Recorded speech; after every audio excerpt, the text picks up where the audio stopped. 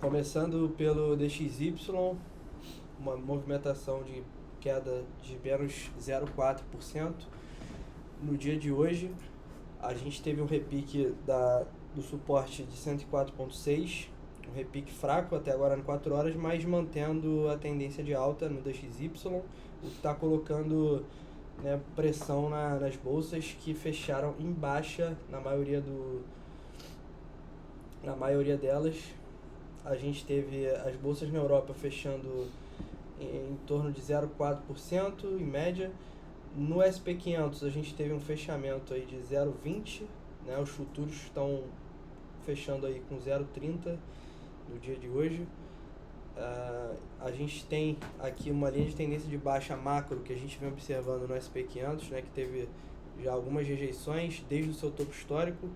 Então a gente pode estar vendo mais uma correção do SP500, assim como a gente viu aqui em março de 2022 e em janeiro de 2022, em agosto de 2022, né? A gente pode estar vendo mais uma rejeição dessa linha de tendência macro. No Nasdaq é a mesma coisa, Nasdaq fechando aí o dia em 0,45 negativo, os futuros já estão 0,6, o Ibov fechando com 1% de queda. Já numa movimentação lateral aqui nessa região, a gente tem o suporte claro aqui em 108.500 aproximadamente. Então o índice Bovespa está brigando para segurar esse suporte. A gente vinha observando também o índice de volatilidade do SP500, que estava trabalhando aqui próximo a essa região de suporte e está tendo uma movimentação de alta, aí a volatilidade subindo 2% no dia de hoje e tendo uma alta de 18% na semana. Então a gente está vendo o início de um movimento mais volátil aí nos mercados, onde que a gente está se aproximando, né, das reuniões do Fed e do CPI aí de dezembro, que vai ser na semana que vem. Então a gente pode ter aí bastante volatilidade nos mercados nessas 2 semanas que estão para, né, nessa semana e na semana que vem. Vamos agora entrar em cripto. A dominância do Bitcoin segue em alta, o que está mostrando que as altcoins estão corrigindo mais do que o Bitcoin, porque a gente está numa movimentação de baixa no mercado, e quando a dominância sobe indica que o capital está migrando mais para o Bitcoin, ou seja, as altcoins estão caindo mais. Então o Bitcoin no dia de hoje caindo 1,5, a gente rompeu essa linha de tendência de alta aqui de curto prazo no 4 horas, um rompimento bem claro, e agora a gente pode estar formando uma bandeira de baixa, né? Isso aqui é uma bandeira de baixa no 4 horas. Se a gente olhar pelo perfil de volume, a gente tem bastante liquidez aqui na região de 16.500. Então o preço pode com certeza buscar ali essa liquidez, confirmando essa bandeira de baixa. Eu falei de alta, eu acho. O Ethereum, a mesma coisa, está com uma movimentação. Provavelmente é o que vai acontecer. Eu também acho. O Ethereum está com uma movimentação um pouco mais forte de baixa, né? A gente já confirmou no diário um pivô de baixa, o que, cara, pode indicar que o topo do semanal das criptomoedas já tenha sido atingido, né? A gente teve aqui uma movimentação de baixa, um repique e um pivô de baixa perdendo a base anterior do gráfico diário. Então isso, o Ethereum já antecipou esse movimento de formação de topo descendente no semanal. Então a gente não teve um repique significativo no semanal, a gente, né, não vai passar aí nem de... Opa, peguei o indicador errado. A gente não vai passar provavelmente nem de 0,5 de Fibonacci nessa retração desse movimento. Então a gente chegou aqui a 382 no semanal, sendo que o diário já confirmou uma inversão de tendência. Então, cara, é muito provável que a gente veja mais queda no semanal se a gente não conseguir chegar até o nível de 0,5, que seria 1450. Seria uma alta aí de 30%, talvez? Não, menos, bem menos.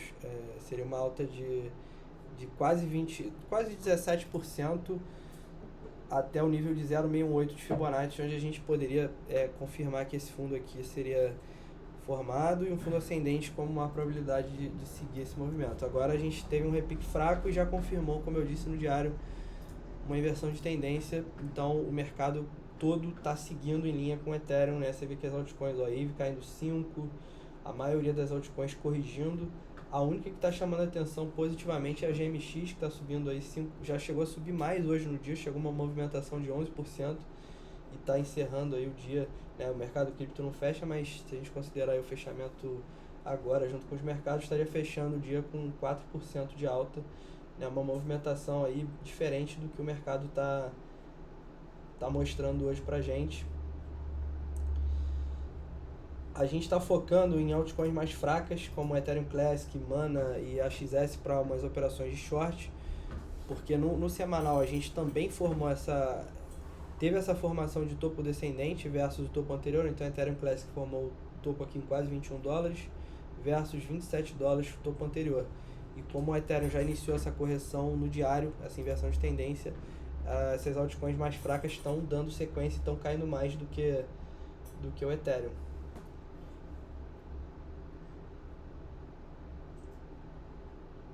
Para cripto é isso. As commodities, pessoal, a gente viu um movimento interessante do gás natural hoje, de alta de 10%.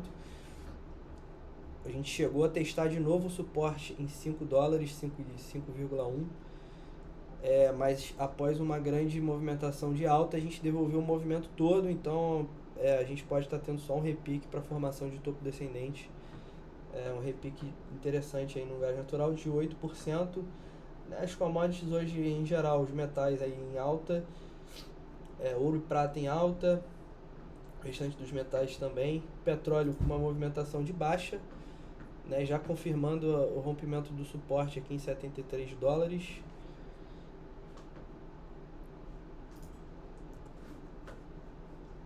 O petróleo que a gente chegou a romper esse canal, não conseguiu romper a resistência aqui nos 93 e agora já está formando uma nova tendência de baixa no diário e no semanal, né? No semanal que a gente já inverteu aqui, já fez um pivô de baixa, confirmou um topo descendente e já rompeu o fundo anterior.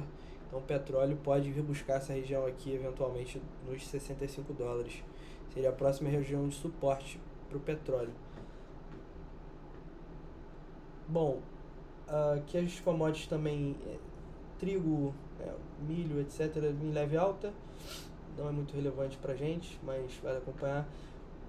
O real está se depreciando versus as moedas globais, né, a maioria delas, com exceção da Libra.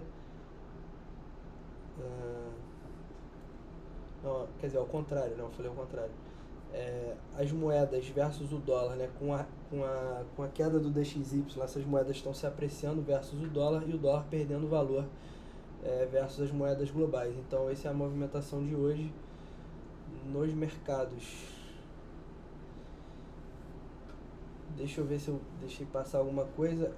O token da Trust Wallet, cara, é um token que está chamando bastante atenção também.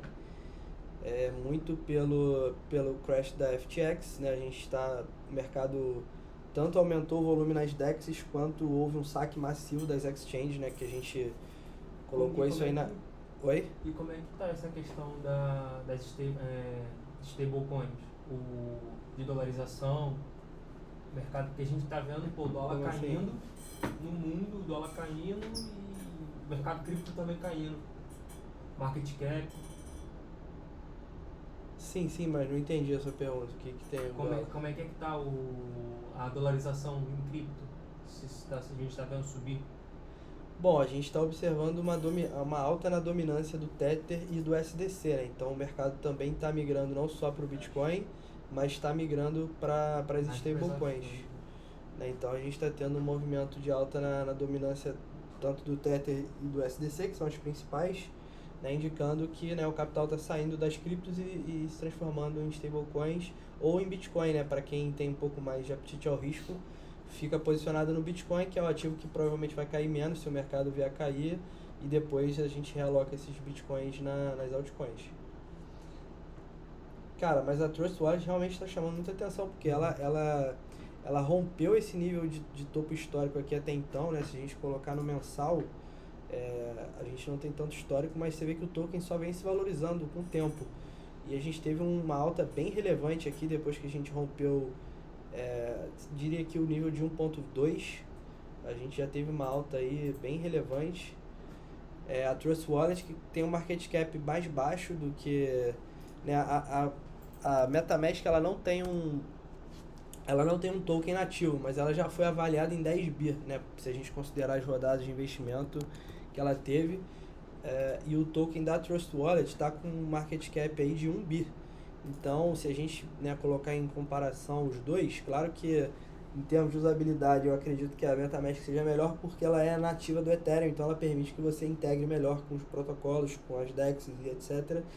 da rede Ethereum, mas a Trust Wallet, se a gente olhar por essa ótica, ela pode estar subvalorizada, né? Sendo que a Trust Wallet já lançou a sua integração para desktop, está lançando integrações com outras moedas, ela é nativa da BNB, né? A Trust Wallet pertence à Binance e é um token que está se valorizando muito, né? O que indica que as pessoas estão buscando mais a descentralização e também especulando nesses tokens ligados a wallets, né, descentralizadas e tudo mais. Então vale a pena observar aqui. A gente, depois desse movimento de alta, formou uma bandeira de alta, confirmou o rompimento de novo. É um token que está indo totalmente na contramão do mercado, é o que mais está chamando a atenção, até mais do que GMX, né? Então, interessante esse movimento. O movimento negativo, cara, eu acho que a gente vai escolher a Sushi, porque, né, teve aquele problema dos tokens atingirem a oferta máxima, que o token se dispõe a ter, né, que acho que era 250 milhões, né, que a gente tinha visto. Ele já chegou bem próximo a isso, 246 milhões, 210 mil. E o CEO do projeto, ou um dos desenvolvedores principais, colocou um proposal para retirar a Sushi dos dividendos que eles pagam para os stakeholders e pagar os desenvolvedores, né? Então o projeto está enfrentando aí um problema de liquidez de caixa para pagar as suas despesas. Ele também disse que o caixa disponível hoje só sustenta aí 1 ano e meio de desenvolvimento. Então é um projeto que está sofrendo aí e o mercado está precificando isso. E é isso, pessoal. Acho que de movimentação a gente cobriu bastante aí, até falei um pouquinho mais do que o habitual.